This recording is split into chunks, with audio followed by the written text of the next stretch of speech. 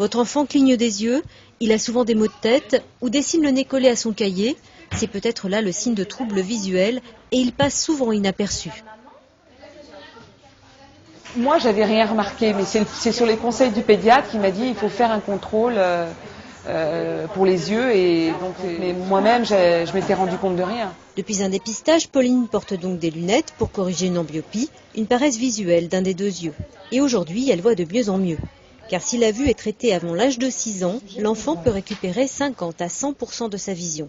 Puisque le cerveau est beaucoup plus souple, donc dès l'instant où on prescrit les lunettes qu'il faut, ou qu'on cache l'œil qu'il faut cacher pour faire travailler l'autre œil, c'est efficace beaucoup plus rapidement que si on le fait tardivement. Des familles à risque, il faut vraiment que leurs enfants soient vus vers 9 mois.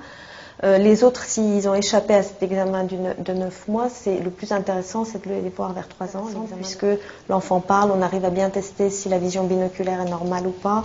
Le gros de ce qu'on voit, c'est les histoires de réfraction, c'est-à-dire un enfant qui est soit myope, soit astigmate, soit hypermétrope, des histoires de strabisme et pareil, des défauts de réfraction qui sont que d'un côté et qui entraînent une amblyopie. Dernière étape, les lunettes. Elles devront supporter les grimaces des tout petits. Si l'enfant regarde au-dessus de ses lunettes, les verres n'interviennent plus, le traitement est totalement inefficace. Aujourd'hui, 10% des enfants de moins de 5 ans ont des troubles visuels et seul un dépistage précoce peut éviter plus tard une vue défectueuse.